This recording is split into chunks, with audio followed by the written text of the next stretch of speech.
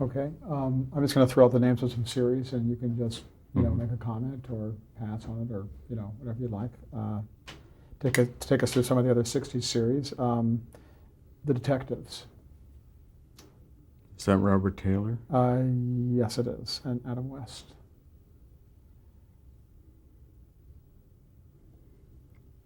I worked once with Robert Taylor on The Detectives, and he had in his contract that at 6 o'clock he was out. That was it. That also, I think, to do with being older and deciding not to, the handsomeness, so to speak, and to get his rest. And I was working one day, and I thought, I'm going to go about 15 minutes late. And I thought, I'll speak to him. And the producer and the production head said, it's no way. He said, he's never, he won't do it. I said, well, he'll understand. It's just, I'm not being slow. It's just to finish off this point. And they warned me, but I went and I spoke to him, and he understood what I was saying and gave us till 6:15, and I finished it, and it worked fine. I also remember on that show, I would go to dailies. I did this a lot. Most directors saw their dailies the next night, and I did that on most of them too. But I would go at lunchtime if I could, if it worked out. I would go at lunchtime, and people said, why would you go at lunchtime when you're rushing? And I said, because I found that when you went to dailies, the first person who spoke somehow often set the tone. And I thought, if I'm sitting there, the first person who speaks is more likely to say something nice than, and so I would do that. But that was around that time. I later worked with Robert Taylor in a film, and we just enjoyed. He knew he wasn't the greatest actor and wanted you to sort of work with him on every little bit. He was much better than he thought he was, and you'd have to give him that confidence to go ahead. What about the Dick Powell Show? I know I did some, but I don't remember which ones were Dick Powell, which were Goodyear, so I can't remember. Did you work closely with Aaron Spelling on that? Oh, yes. But I worked with Aaron, our favorite. I don't think it was in that series. I think it was in the Goodyear, but I could be wrong. It was one with Mickey Rooney. And who I think I could say is the fullest actor I ever worked with. It just oozed out of him. Said the rest of us are working so hard at what we do. And Mickey, it just sort of oozed. And I'm trying to remember the name. It was about a merchant ship that is just docked. And you see a whole group of merchant seamen rushing down the gangplank, and you think, why are they rushing? And then you hear, hey, wait for me, and you see Mickey, and you think, oh. And you see on their faces, you realize they like him, but enough already. And he's okay, and he gets in front of them, let's go, and bum, bum, bum, he's leading them. And they head to the bar just to have a drink, and the bars are closed. And it's election day, and they're upset. And then along come a couple of teenagers. I'm stopping because I'm just remembering that one of the teenagers was Paul Mazursky, so it was a day or two ago. They've got a couple of bottles, and the guys make a deal. No, Mickey wants to make a better deal, and they're just happy to pay their $20. No, Mickey wants it. And it ends up with the bottles being broken, and his friends are mad at him, and the teenagers are mad at him. And now he and his friends go to a coffee shop, and they're sort of ignoring him. He gets the message. He gets on the phone because he has relatives in this town. And he calls up, and the little kid says, yeah, Augie, we're home. And he heads up to see the relatives. And as he's going in the front gate, you see them coming out all dressed up. And they say, oh, the kid made a mistake. We're going out. But you can stay around the house. And you realize they don't want to see him enough already. And they leave, and you see him in the front yard, just sad, sad. And he meets the girl next door. And you see the first warm human relationship of his life. And it grows and grows during the day. And finally, her mother invites him to stay for dinner. And by that time, the polls are closed. So he said, I'll go get some wine. And he knows a shortcut through the alley. And he goes through the alley. And the teenagers have been looking for him all day. And they find him in the alley. And they stab him and leave him lying there. And he's saying, help, help. Nobody can hear him because he's about in the midway in the block. And we're shooting on him, and he says, finally, somebody's waiting. And he dies. And I said, cut. And I think, why is he dying? There are 2 more scenes to play. And I realized he hasn't read the script. He's been playing whatever I said in every scene. He reads the scene. And I said, Mickey, you're not supposed to die. Oh, sorry. And we do it again, and he doesn't die. But he took it to its sort of logical conclusion. Finally, you meet somebody who cares, and life is over. What's the next scene? His buddies come looking for him. They're feeling badly.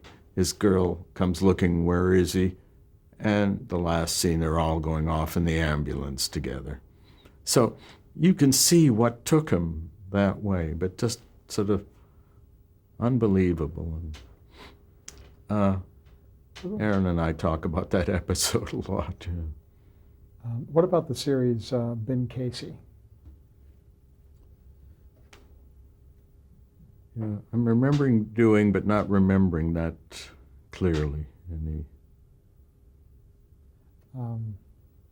Bus Stop? Yeah, again, I remember doing it, but not, just a Okay. James Whitmore, Okay. certainly a full actor. How did you get the assignment to do the pilot of The Addams Family?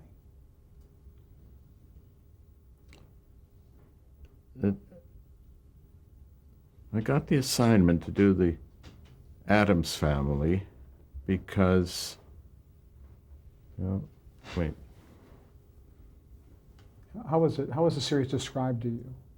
I mean, were you given an explanation of what they wanted it to be? When I got a call to do the Addams Family,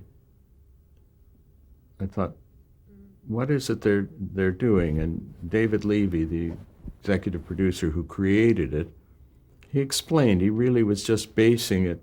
They based it on the Charles Addams characters, and which I was very familiar with because I loved the New Yorker and would read, see those all the time, and they sent me the script, and I liked it, and I thought, this is interesting, and got involved with it.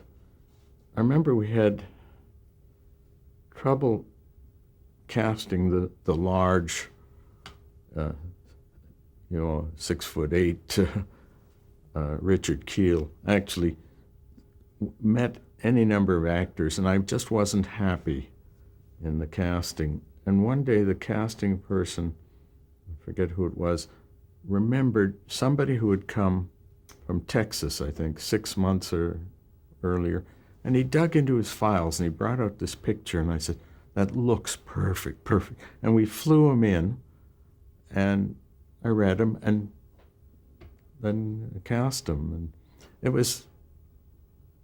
worked very well, because actually then I worked with him again in a film in Silver Streak, Richard, but it had the tone. It was Nat Perrin, I think, wrote it and was the producer, and it had the tone that when I came to it, yes, we were, obviously, I hope I contributed. And in fact, I tell a story about it.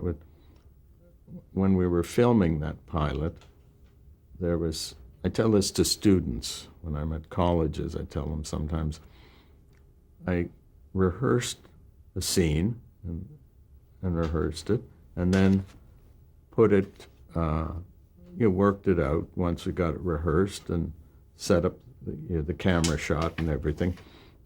And it was a reasonably complicated master shot. And while they were lighting, off stage, I got into discussion with David Levy, the executive producer, creator, Nat Perrin, the producer, writer, Al Simon, the head of Filmways, who was the company doing it, Herb Brower, the production head, Marty Ransoff, who was chairman of the board of Filmways, and Harv Bennett, who was the ABC representative. We got into a discussion about the little girl's character, not to do with the scene we were doing, just overall, just talking about whether we could do something that would enhance or do it. Just, and we were talking about 15 minutes or 20 minutes discussion. Then they called me back on the set, and I went and filmed and got a take I liked and printed it, and then did coverage about 4 different other shots and that, and then came back out. The discussion was still going on. And I tell the story because I say to students, somebody has to get in there and do it. He said, that's what the director does. You got to stop talking and do, which is not to say the other people aren't contributing, but that's the pressure of directing, that you have to get in there and do it. The actor that you cast for the tall part, that was Ted Cassidy, wasn't it? Not Richard Kiel. Was it? Yeah, I think it was Ted Cassidy. Was that his name? Yeah. Oh. I think Richard Kiel was Jaws and James Bond, and then I'm mixing up my big people. yeah. So it was Ted Cassidy. Ted Cassidy. Was Charles Adams involved with the series at all? Not that I'm aware of, no. And what was the cast like? How was it working with that cast? That's such an oddball family. It was just wonderful working with that cast. But I find that each time, it's the cast there was fine.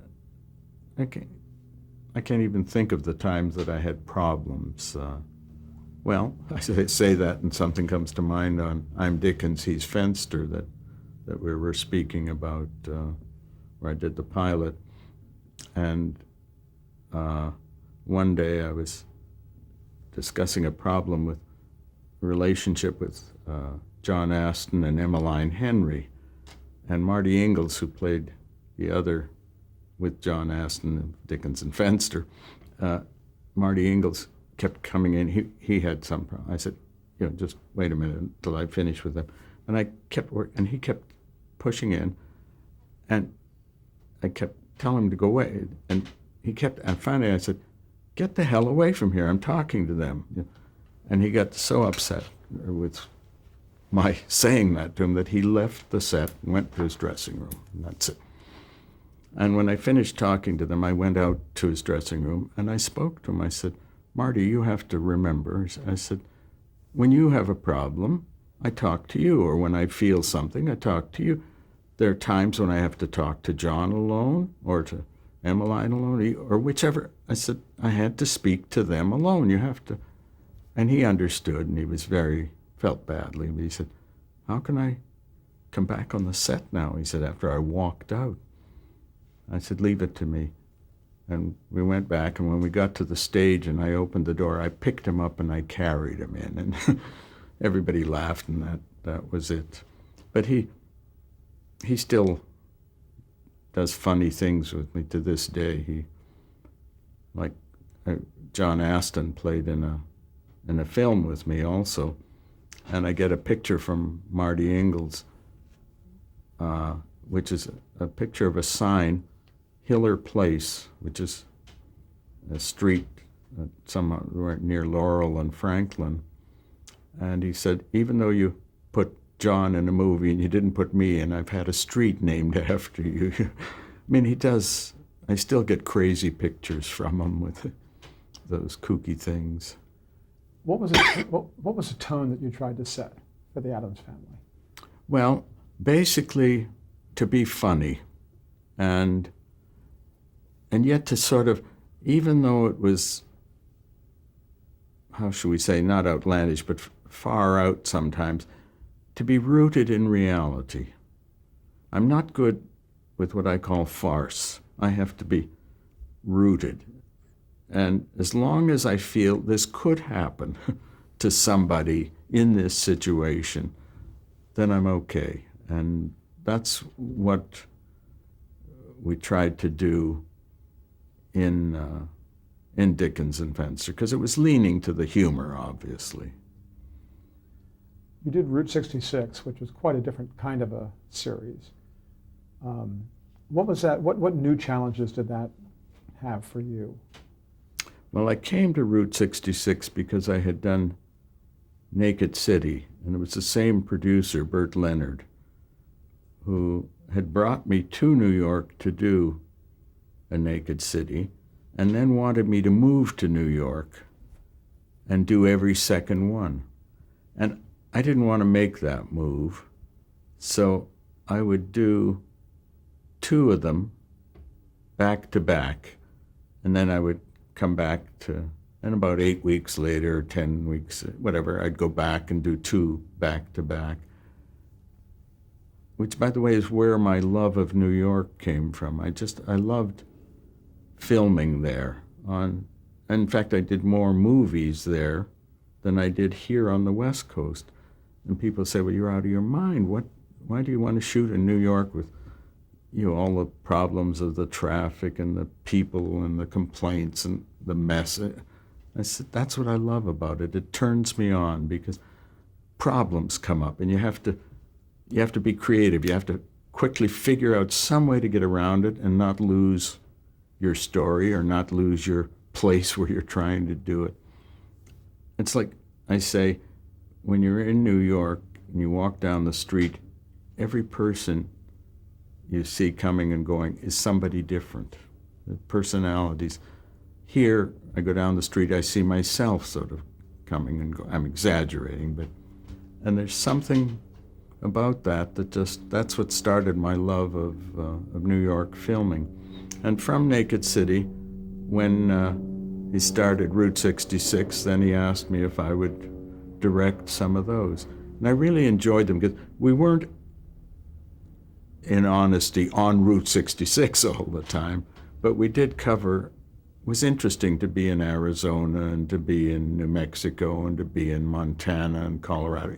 You went to various locations and that, and each was an interesting story, but you had to adapt to places, and so it kept your mind going, and we had a terrific casting person on those, Marion Doherty, who would send me people that I didn't even. I can remember being up in Montana, and this kid Robert Duvall arrives to play that part. I thought, wow, what an actor, and she did that a lot. But that was true of Lynn Stallmaster also. There were just so many. I would say to all the casting people, this is what I'm looking for in this character. But I would say, send me some people, if I was able to sort of do a casting call. But I said, if you have a different idea, bring somebody in. And the odd time you think, oh, that's a more interesting idea than what I had, and you go that way. What was the production schedule like in terms of, you were on location so much? Was it a longer period of time? I honestly am not quite sure, but I think it was a little longer, but not much, because you had to get there and you'd have a location person go ahead and sort of line up various possibilities for location, and then you'd go on the scout and narrow them down, or you'd go looking. It just depended, but you tried to do some of the work sort of up ahead, but we didn't have any more time than, let's say, another kind of episode. No. Was each episode shot as a whole, as opposed to like if you were on location, you would shoot parts of episodes and then come back to No, each episode, even though we were on location, would be that episode. We would have to adjust it and work on it. Each was a story, and it was filmed just that way. We didn't even do the cheating of shooting some of it here. It would just all be on location. what was it like working with Marty Milner and George Maharis? I enjoyed working with both my leads, as we say, and it just, as I keep saying, almost 99% of the time you're really loving working with your crew and your cast, because there's a camaraderie and a togetherness, and I liked it. And I found that really on every series that I was on. I'm trying to remember if there was ever, I don't think there was a series. Oh, no, I didn't. I never did a Loretta Young series, because she had a rule. You had to sign that you wouldn't swear while you were working. And I don't. I'm not a swearer per se. But I thought, I'm not going to sign that I'm not going to do. But that's not quite the same thing. On Route 66, was there a lot of interaction with you and Sterling Siliphant? I'm sorry, was there a lot of... Interaction with the primary writer, Sterling Siliphant, and you? On Naked City and on Route 66, we could talk to the writers, like Sterling Siliphant wrote, I think, a lot of the Route 66, and I think it was Howard Roudman on Naked City, and they were both very amenable, and could discuss and work. But most of the time, you worked from the script that they did. But again, say you had a producer that you could work with on both, easily. But on Naked City, I'm remembering the odd thing was that I'm blanking on the name of the production manager, Herb. Leonard? No, he was the producer. Anyway, so I may be wrong, not her, but he would have to carry $1,000 with him every day we were shooting, because you had to pay off the police. Then the desk sergeant would drop by to see how things were, or you had to get permission from the borough president or chairman's brother, or the borough president, or, and you had problems, obviously, with shopkeepers and that. And there was a lot of that going on till Mayor Lindsay came in, and he really changed everything. He just said, anybody taking a bribe, boom, out, and he cleaned up the whole business, and he worked with the unions and got the rates so that a Teamster captain, for instance, in the old days, would be on payroll anytime a Teamster was working. So if there was a Teamster working till midnight and another one was picking up at 4 a.m. doing a delivery or picking up something at the airport, the Teamster captain would be paid from 4 a.m. to midnight kind of thing. And Lindsay changed all that and created a department of police to help when you were filming in New York. Yeah. Did you find that it was a popular show among cops? I mean, was it, the people who were portrayed in Naked City, did they like the show? The police that we worked with liked what they saw when we were doing Naked City and that, so that was happiness too. was just thinking, I was saying to be able to work with producers, sometimes it's not so easy. I did I think just one show in a series, The Red and the Blue, which was about the Civil War. And the particular episode that I was doing was about a coward. It wasn't historical. It was just sort of in that period and telling Civil War stories.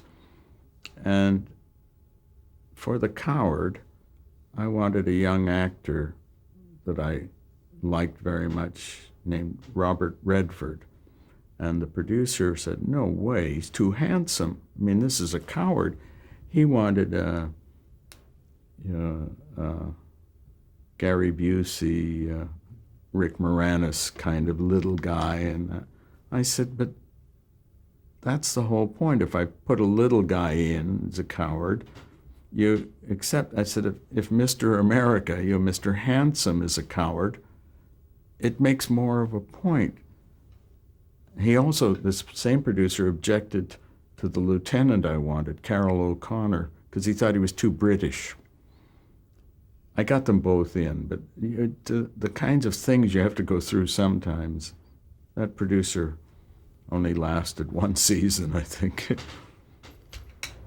What about working with the cast of Naked City, Paul Berg and Nancy Malone, and Yeah. What are your memories of that? I don't have specific memories of the cast on Naked City of working, except that they were all, again, very good and very cooperative and easy to work with. Did you like the way the stories were framed? I mean, it was like there was an intro with, Yes. 10 million stories on Naked City. And I loved the intro of Naked City. And, with that show and with Route 66, did you see it as sort of a hybrid in a way between a show with a continuing cast, but yet an anthology element, and that they dealt with different stories, which meant other cast would be in Yes. it? Was that enjoyable? That was enjoyable, yes. Because it even put the lead characters in Naked City and the two guys in Route 66, it even put them into situations where they had to do different things, where we could steer them out of their, how should I say, so they don't get into a rut. And that was part of the trick when you did a show like Naked City or Route 66 or any of the regular series, even Gunsmoke and Rifleman, you had to find ways to keep them the same, because they'd become the friends of the audience, and yet give them little nuances or different shadings in that. And it was much easier in what you call the anthology series, like Naked City or Route 66, because the story itself would be different and would make you do something different. Okay, we'll change tape. Take a break.